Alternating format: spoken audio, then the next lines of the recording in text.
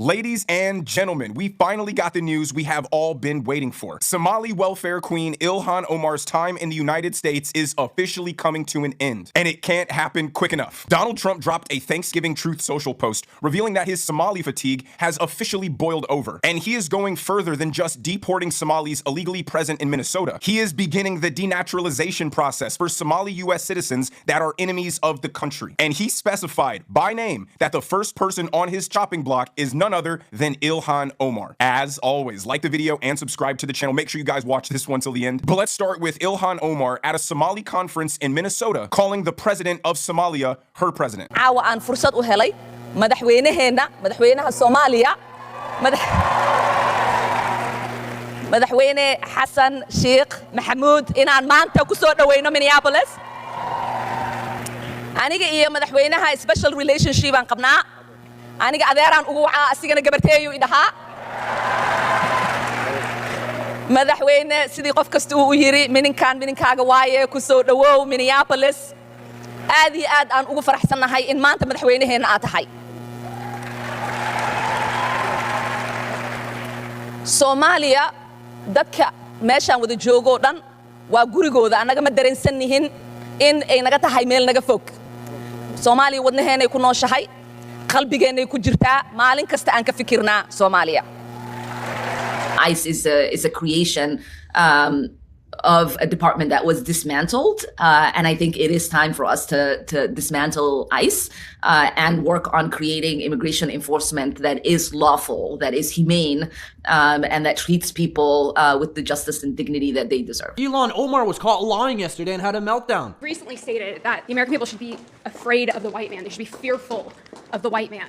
I never said that. Yeah, you're on video saying it. Our country should be more fearful of white man. Which means she probably lied about that attack, which turned out to be someone spraying her with apple cider vinegar. She's also being accused of marrying her brother, 3 different types of fraud, such as tax fraud, using campaign funding for personal expenses, and food aid fraud. She also went from being dead broke to having a net worth of over $30 million in a span of a single year from a winery that doesn't exist. Note that her salary is $175,000 per year. Do you think she's a criminal? Hey, my love. So I saw how a lot of people came out and was calling out, Ilhan Omar because of the attitude that she actually displayed during the State of the Union, event that was held, a few days ago.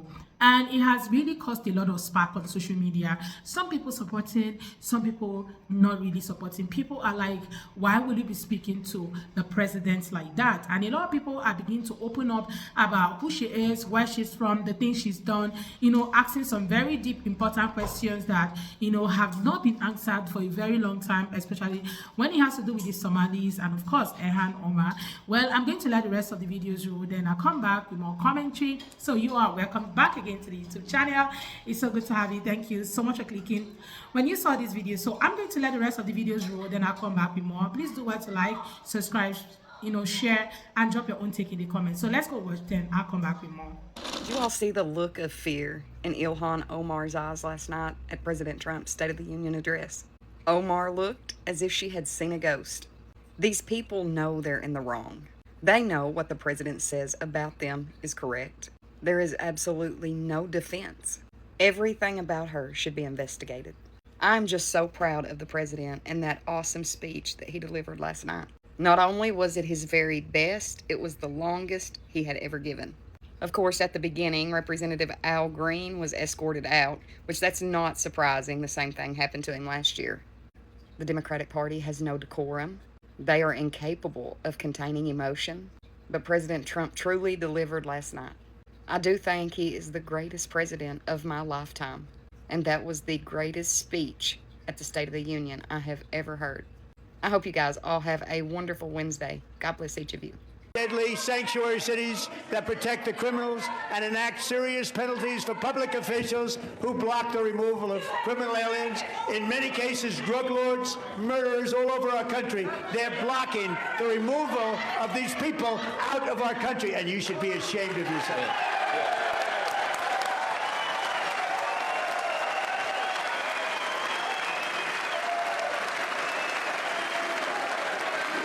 Ilhan Omar screamed multiple times, "You have killed Americans," at the President of the United States during the State of the Union yesterday. How utterly shameful. She was specifically talking about Alex Pratty and Renee Good, two of her constituents who were murdered by ICE in recent months. Okay, in case you didn't know, our country is over 340 million people. There are unfortunate deaths that happen under every administration. Does that give the right to the minority party at every State of the Union to make a foolery of our nation in front of the world and scream accusations of murder? Couple things. First off, Alex's and Renee's deaths were at the hands of a federal agency acting rogue based on direct orders from this administration. It was two unfortunate events. There's deaths at the hand of ICE and federal and local agencies under every administration. Doesn't make the whole country's leadership murderers. There's been nothing like this. How far back in American history are you looking? But also, Ilhan Omar is the only Somali American member of Congress, and she has suffered racist attacks from this president and the right for years, calling her country a shithole, threatening to deport her and all Somalians. And yesterday, Trump once again called Somalians pirates in a racist attack in front of the world. So I'm sorry there was a moment where she lost her cool, but think about what she said. She wasn't screaming about Somalians. She was fighting for two white Americans. You view the world through such a strange racial lens. Says you. It was Trump yesterday once again singling out Somalians. That's an ethnicity, not a race. And it is true that over 90% of those charged with fraud in Minnesota thus far are Somali. People from different countries have different cultures. Wow, crazy concept. And Somali professors will admit because of the civil war in Somalia that many fled, they were raised in a culture that made stealing acceptable. And as Americans, we have the right to not want stealers. Wow, we're going straight to the generalization. So think about these numbers. There are over 80,000 Somalis in Minnesota. Only 86, no zeros after that, have been charged with fraud. That's less than 0.11%. The vast majority of Somalis hate fraud just as much as the rest of us do. Do you believe in group punishment now? No, I don't. But do you remember how much of a scandal it was when Congressman Joe Wilson yelled, "You lied to Obama" in 2009 during his State of the Union? The media was talking about it for weeks. How much you all have foul, accusing the president of murder now in front of the country during the speech. I think the president directly attacking minority communities in front of the world is a fall much further. The fall feels like freedom till you hit the ground. Just wait, bub. I think you may already be. Ilhan Omar, the Somalian Minnesotan representative, showed us just once again just how anti-American she is, as she sided today with a country who literally chants death to America. Ilhan Omar said that the United States of America loves to attack Muslim countries during Ramadan, and she's convinced that this attack took place simply because of who they worship. In Iran, only 37% of the people are Muslim. President Trump did not target them today because of their religion. He targeted them today because they are ruled by an awful man. And thankfully, that awful man was taken out. That awful man had no problem slaying his people. 30 to 40,000 innocent people were killed in the streets in Iran just because they were protesting. Perhaps Ilhan Omar forgot about them. And this is another reason why here in America, we should not elect foreigners to be in our government, because foreigners always will side with the enemy. Ilhan Omar, she's from Somalia. She cannot serve two countries. She's always going to lean towards her country. Ilhan Omar has shut down all her comments on her social media post because today I'm sure she got a lot of negativity. Abolishment of the agency. ICE cannot be reformed. It cannot be rehabilitated. We must abolish ICE for good.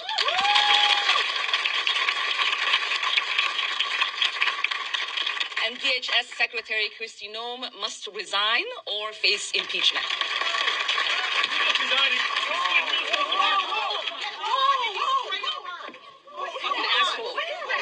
I don't know. You know, I wouldn't consider myself like a conspiracy theorist, but that's just a little hard for me to believe. The timing seems a little bit too perfect. On top of that, he sprayed whatever he sprayed on her and kind of stumbled goofily to the side until somebody tackled him. And what was funny to me is she went at him like she was really about to give this man the hands. That's what also makes me be like, that seems more staged, so she can look tough and like she's not backing down. Ooh, Ilhan's tough. I'm having a hard time believing this was real. I'm not saying it's not. And let me be clear, no politician should be attacked because they're speaking. So let's make that clear. But I'm having a hard time believing this was a very real interaction. Again, it could be. My feelings could be off. It seems like she was waiting for this to happen after she said she must resign. And then, like I said, he gets up and sprays something and stumbles off goofily to the side until he gets tackled. And he could have just sprayed her sitting down. So then that means that this was a Trump supporter who got into her event, sat in the front row at the perfect spot for that to happen, and then had the spray, had all this planned out. I mean, is it possible? Yes, I'm just having trouble believing it, especially this part. Ilhan was about to give him the hands. Y'all see that? Yeah, that's just hard for me to believe. Something tells me that if this happened in a dark alleyway and she wasn't in the middle of a room and it was just her and that man who did this, I don't think she would be running at him with a fist. Call me crazy. I think she'd be trying to get away. Again, call me crazy. I don't know, the whole thing just stinks, no pun intended. And you know Democrats are super performative, so maybe a little right-wing political violence will help them with their case against the ICE and Kristi Noem. So yeah, I'm a little skeptical, to say the least. But that's all I got for now. Don't forget I have a free email newsletter. I send this out every morning around 7 a.m. Central. The link is in my profile. It's a great place to get direct information from me, and I cannot be censored there. So go to my profile, click that link, drop your email in. Let's talk about the real Ilhan Omar. See, she was born in Mogadishu, Somalia in 1982, but she wasn't a feed the children Somalian. No, she was part of the privileged elite. See, her father served as a colonel in the Somalian National Army during the rule of Siad Barre, the military dictatorship in which human rights organizations have documented severe abuses, including mass killings, torture, and widespread destruction of civilian infrastructure. Civilian deaths estimated as high as 200,000 people. But that's not all. When the regime fell and Somalia descended into civil war, her family fled. They spent years in a refugee camp in Kenya before they were granted asylum into the United States. Later, she became a naturalized citizen. Fast forward, in the United States, she aligned herself with the Justice Democrats, the same political action committee that held casting calls to find AOC and Rashida Tlaib. And they aligned perfectly with the ideology she grew up with in Somalia and promotes today in Minnesota. See, the sweeping structural reform and expanded government authority in areas like policing, economics, and foreign policy. Some may even say that the turmoil and chaos in her city looks a lot like the beginnings of a civil war. Isn't it funny how people's worldview is shaped by their early environment? The question is this what we need in America right now? Believe it or not, Americans are not actually having it with everything that is happening with the Somali community. First of all, okay, because you have Somali before you have Ilhan Omar, and that is one thing that people are actually not okay with. Then you have Ilhan Omar, who came into the US as refugee, and you know, from the videos we've watched, okay, you could literally gather who she was, where she came from, when she was born in Mogadishu, and how they moved from Mogadishu to, you know, to Kenya. And to also add that her father, according to one of the creators, that she wasn't born, okay, from where, you know, as somebody who is devastated or who do not have so much, okay. Her parents were wealthy or probably rich, okay, because her dad was a big person in the army. And when this whole thing started, they had to move to Kenya, and from there, you know, they found themselves in the US as refugee. And now, you know, people are now calling that, you know, you cannot come all the way, you know, and become a congressperson in the US because of the law permits you to, you know, and still have the effrontery to speak ill about the president. I think that's one of the reasons why a lot of people are calling out Ilhan Omar right now. Okay, so people are like, you cannot be speaking like that. Even if you're angry, there are better places to channel your anger, to channel your energy, because even Americans are also angry with your community and the things that have happened in the past, and they are asking questions which nobody to date have been able to answer. How did they make all the money? Where have all the money that was meant for the less privileged in daycares, where have they all gone to?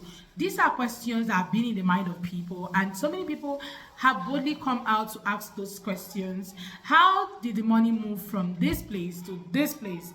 Okay, and because the fact that it is taxpayers' money, so people are asking very deep, important questions which have not been answered.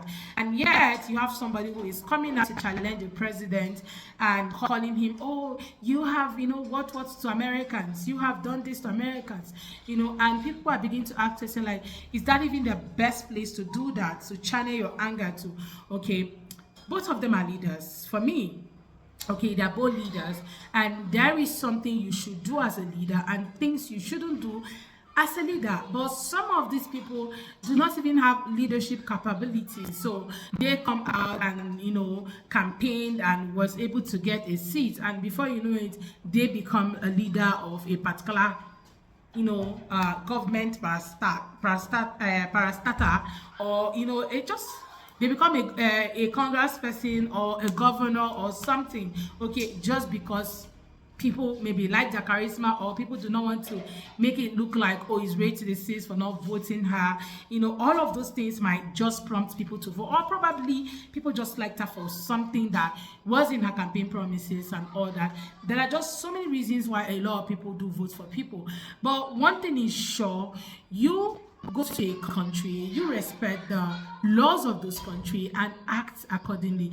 I think these are the things that people are saying, and also saying you need to know your place, where you came from, because the government or whatever, I don't know, the law might just decide to say it's time for you to pack up and go home, no matter what level or what status that you already have in the country. So some of these things are what people are calling out Ilhan Omar for right now. There are just so many things, people calling her out for the winery, for not speaking up with the fraud thing happening in their community, just so many things, and it's becoming a lot of talk on social media. And yeah, I'm just sharing a half of it. But yeah, guys, I would love to hear what you all have to say about today's video. Let's have that conversation. Please do want to like and subscribe if you haven't already, and credit belongs to original creators of this video. Don't forget to like, subscribe, and do drop your thoughts in the comment section. I look forward to seeing you all on my next video. Thank you so much, guys, for watching. See you all next time. Bye, guys.